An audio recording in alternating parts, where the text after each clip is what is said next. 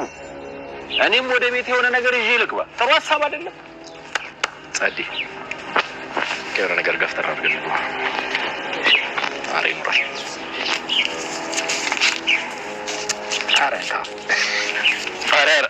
እኔ ሰው ገንዘብ ከፈለግ ወደምታደርግበት አድርግ። እኔ የምሬን ነው። ኧረ ያዝ አድርገው። ባይሆን ተረኛ አስተናጋጅ ከኋላ አለ። እንግባ። ሀንዬ ደህና ዋላችሁ?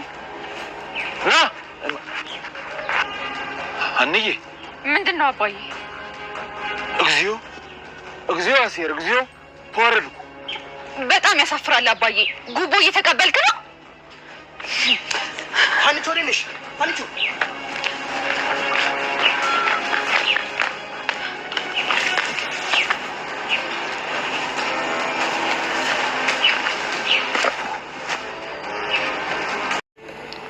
ቆይ ምን እያልሽኝ ነው? ምናሴ፣ እኔ ሲደርስ የምመጣው እውነት ስራውን ወድጄው ለመስራት አይደለም። እና ለምንድን ነው? አንተን ለመጠበቅ ነው። አልገባኝም። ቆይ እኔን ከምንድን ነው የምትጠብቂኝ? ለሁሉም ነገር ነው አብሬህ የምመጣው። ምንና ምን? አንደኛ ነገር አካባቢው ላይ ከተለያዩ ሰዎች ጋር ትጣላ ስለነበር ከሱ ለመጠበቅ ነው። እሺ፣ ሁለተኛውስ? ሁለተኛ ነገር ደግሞ ፀሐይ ሲበቃ ራስን ስለሚያመ ያው አብሬህ ለመሆን ብዬ ነው። አረ ሰላምዬ ስለፈጠረች። ቆይ ምንድነው ግራ የምታጋብኝ? ምናሴ፣ እኔ ከዚህ በላይ አልችልም፣ በቃኝ። እና ምን ልታደርጊ ነው? ደላላው ስራ እንዲፈልግልኝ ነግሬዋለሁ። ሌላ ስራ? አዎ፣ ግን ደግሞ ቅር አይልህም ብዬ ተስፋ አድርጋለሁ። አይ ቅር አላለኝም። የኔ እዚህ አብሬ ያለመሆን ምን ያክል ሊረብሽ እንደሚችል በደንብ ይገባኛል። ችግር የለውም። ቡትሌ ደህና ነኝ፣ አትጨነቅ። እስኪ ይሁን እናቴ። እንደው ግን እንደው ምን ነክቶሽ ነው ከዚህ የተረገመ ሰውዬ ጋር የገጠምሽው? ኖ ላይ ነው የተረገመ የምትለው? እና ከሱ ሌላ የተረገመ ሰው አለ? እንደው ያለ እድሜሽ እሱን ብለሽ በገባሽ ምን ይሁን ብሎ ነው እንደው ከቤቱ ያባረረሽ? እሱ መቼ አባረረኝ? እኔ ራሴ አይደለሁ እንደ ቤቱን ጥዬ ወጣሁት። ፋኖሲ፣ እንደው የሄድሽበት ጠፍቶት ነው እንደው ሊፈልግሽ አልመጣው? አታድርቀኝ እስኪ። አቤት አቤት አቤት! የባለጌ ልጅ ሲያሞት ይደርሳል ማለት ቁርጥ ቁርጥ ቁርጥ። እሱን አንተ ቡትሌ ትልቅ ሰው አይደል እንዴ? እስኪ ዝም በል። ይሄ ፋኖሲ ደግሞ እንደው ትልቅነት በእድሜ ሳይሆን በስራ ነው።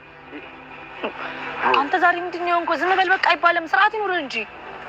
ፋኖሲ ተይው፣ አትቆጪ። እውነቱን እኮ ነው። ሰው የሚከበረው በእድሜው ሳይሆን በስራው ነው። ቆይ ቆይ፣ ሲጀመር ምን ልታደርግ ነው የመጣ? ስራ ያሳፈረኝ። ስለዚህም ባለቤቴና ልጆቼን ልፈልግ ወጣሁ። ልጅህን እኮ መረጥክ። ይችን ሴት አልፈልግሽም አልካት እኮ።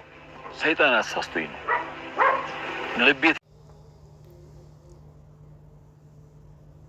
ሰላም ለእናንተ ይሁን። ውድና የተከበራችሁ የቻናላችን ቤተሰቦች በያላችሁበት ሰላማችሁ ይብዛ።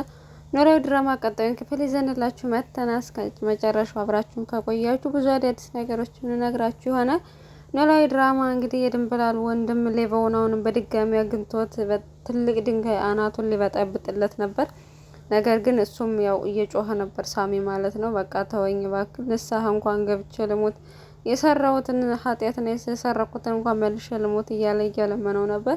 በመሀል ላይ ግን ለቀቀውና ሄደ ማለት ነው። ምክንያቱም የለቀቀበት ትልቁ ምክንያት ከዚህ በፊት ወደ ሀገር ቤት ለእህቱ ወደ ሀገር ቤት ሄዳለሁ ስላላት፣ እህቱ ደግሞ እንዴት ነው የሰረከውን ወርቅ ሳትመልስ ወደ ሀገር ቤት ልሄድ ነው የምትለኝ?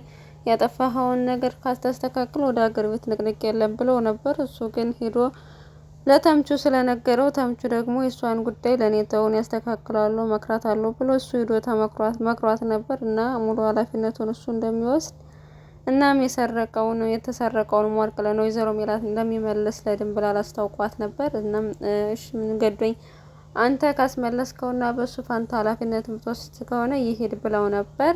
ነገር ግን እንደዛ ካለች በኋላ ድጋሚ ሲገናኙ መሄዱን ትሄዳለህ፣ ግን ደግሞ የምትሄደው አንድ ነገር ስታረግ ብቻ ነው። አንተ የኔ ታላቅ ሆነ እስካሁን ሳታገባ ቤተሰቦችን ብቻ እያስተዳደርክና እነሱን እያረስክ እያገዝክ የራስክን ህይወት ረስተኸዋል። እኔ እንኳን የታናሽ ህይወት ለመመስረት ከዘሪውን ጋር እየሞከርክ ነው። ስለዚህ እንዲሄድልህ የምፈቅድልህ ነገርና ፈቃደኛ መሆነው ሂደህ የምታገባ ከሆነ ነው አለችው። እሱም ደግሞ ያው እኔን ሲጀመር እንደምታየኝ ምንም ነገር የለኝም፣ ምን አይነት ሴት ትፈልገኛለች? አንተ በጣም ጠንካራ ሰው ነህ፣ እንደውም አንተ ስለምትፈራ ነው እንጂ ከጠየካት እንደውም አንተን ያገኘች ሴት እድለኛ ናት ብላ በዛም ፈቃደኛ ስለሆነና እሱም እሺ ስላላት ወደ ሀገር ቤት እንዲሄድ ፈቀደችለት ማለት ነው።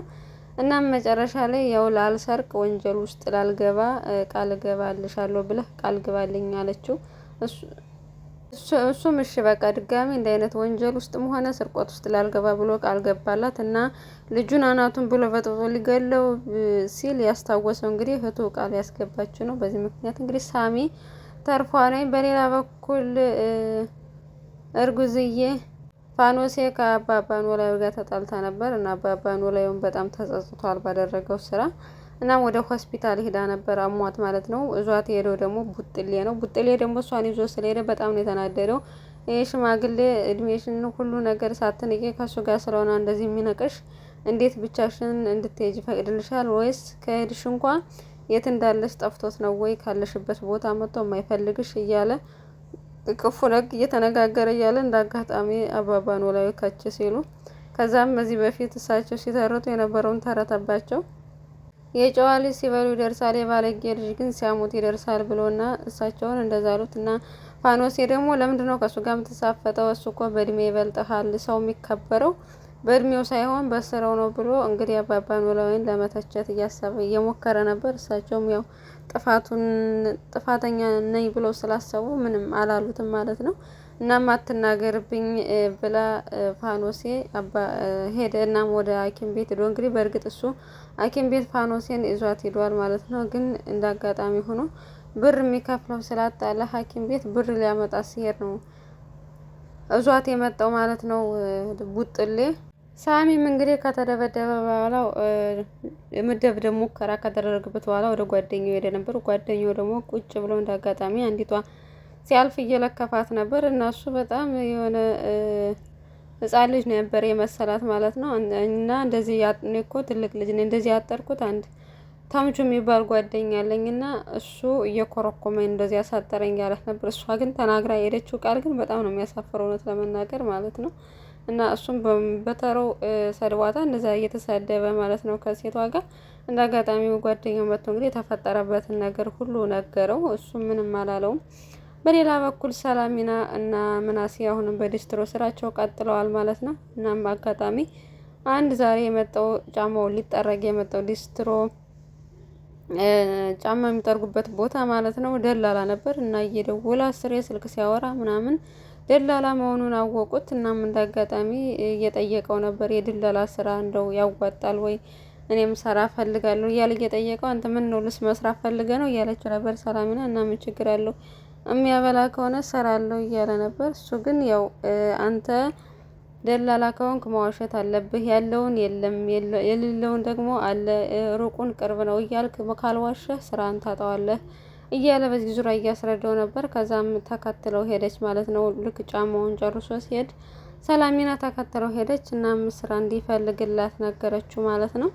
ምክንያቱም እዛ ዲስትሮ ስራው አልተመቻትም። እሷ በፊት ለቤተሰቦቿ በጣም ወድጄው ነው የምሰራው በጣም ተመችቶኛል እያለች ነበር የምትናገረው። ነገር ግን ለካ እዛ እየመጣች የምትሰራው የነበረው ያው ራሱን ስለሚያመው ፀሐይ በጣም ሲመታው ስለሚወድቅ ምናሴ አንደኛ እሱን ለመጠበቅ ነው፣ ሁለተኛ ደግሞ በተለያዩ ሰዎች ጋር ስለሚጋጭ ብቻ አጠቃላይ ወንድሟን ለመጠበቅ እና ይሄ ስራው ግን አሁን ላይ ለሴት እንደማይሆን ከአቅሟ በላይ እንደሆነባት እና ሌላ ስራ እየፈለገች እንደሆነች ነገረችው ለወንድሟ። እናም በመስተንግዶ ሌላ ስራ ደላላው አገኝልሻለሁ ብሎት በሱ ዙሪያ ስራ እየፈለገች ነው። ወንድሟን በጣም አዘነ እና ወደዋለሁ እያልሽ የምትነግሪኝ የነበረው ለዚህ ነው ወይ ብሎ በጣም አዘነ። ነገር ግን ብቻህን በመተውህ እንዳታዝን አለችው። እሱ ችግር የለውም ሲጀመር እኔ ራሴ ብቻዬን መስራት እችላለሁ፣ አንቺም ሂጂ የፈለግሽውን ስራ ስሪ ብለው እንግዲህ ተለያዩ ማለት ነው። ሰላምና ምናሴ በጣም አሪፍ ጊዜ ነበር የሚያሳልፈው ሲጨቀጭቃቸው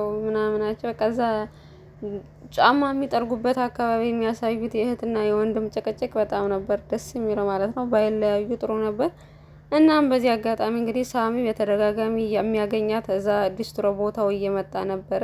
አሁን ላይ ግን ሰላሚና ከዛ አካባቢ ስለሌለች ጧትም እየጠበቃት ነበር። ሂዶ ሲጠይቀው ከዚህ በኋላ አትመጣም የለችም እና ሌላ ስራ ቀይራለች ብሎ ነገረው ማለት ነው። እና የስራ ቦታውንም እንዲነግረው ጠይቆት ነበር። እሱ ግን አልናገርም፣ የት ስራ እንደጀመረች አላቅም፣ እናም አትመጣም ብሎ እናም ሳሚም ከፈው ማለት ነው። ያው በእርግጥ ባለፈው ራሷ ፈልጋ ልታገኘው ስትደውልለትም ከዛም ስልኩን ዘጋባት። ለምን ስልኩን ዘጋብኝ ብላ ልትወቅሰውም ስትሄድ አንቺ እንደ ሴትነት ወቅቱ ያኔ በክብር ጠይቄሽ አሁን ደግሞ አንቺ አትካተኝ ብሎ ታናዷት ነበር። በዛ እንግዲህ ተስፋ ቆርጣ እሱን ጭራሽ ቼክም አላረገችው። እሱ ግን ያው ሲያጣት የሆነ ሰው ለምዶ ሲያጣው የከፋው ይል እና እንደዛ ነገር በቃ የሚያጣት ስለመሰለው አሁን ላይ ሳትመጣ ሲትቀር በጣም ደበረው ማለት ነው።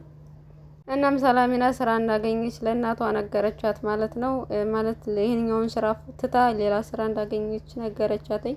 እናትየዋም ያው ምንም አማራጭ የላትም ተቀበለች ማለት ነው። እና የሚያሰበችው ምንድነው እናንተ እርስ በርሳችሁ የተጠባበቃችሁ እኔ ግን እናታችሁ ልጠብቃችሁ አልቻልኩም ብላ እያሰበች ነበር። እናም እሷ ከምናሴ ጋር ሄዳ እንግዲህ ከምናሴ ጎን ለጎን ሆና ሌላ የሚጠባበሱ ነገሮችን ለመስራት ነው ያሰበችው። ምክንያቱም ወደዛ ድርጅት ሂጄ የሉሊት መጫወቻ መሆን አልፈልግም። ከዚህ በኋላ የፈለገ ነገር ቢሆን በግሌ እንቀሳቀሳለሁ እንጂ ሉሊት ጋር ሂጄ አልሰራም ብላ ለራሷ እንትን ብላለች። እናም እሱም ያሰበው አንቺም አላቅብሽ መስሎሽ ነው፣ አንቺም እንደ ሰላም እኔን ለመጠበቅ ነው ይህን ስራ ምሰሪ ብሎ ስላት በጭራሽ አይደለም ብላ እንግዲህ ከጎኑ የተለያዩ ነገሮችን እየሰራች በዛም ልጇን ልትጠብቅ ነው። ሰላሚናም እንግዲህ እዛው ስራ ቦታ ሄዳለች። እና ስራው ቆንጆ ነው እና የተሻለ ነገር እስከምታገኝ እዚህ ትሰሪያለሽ ብሎ ነገራት።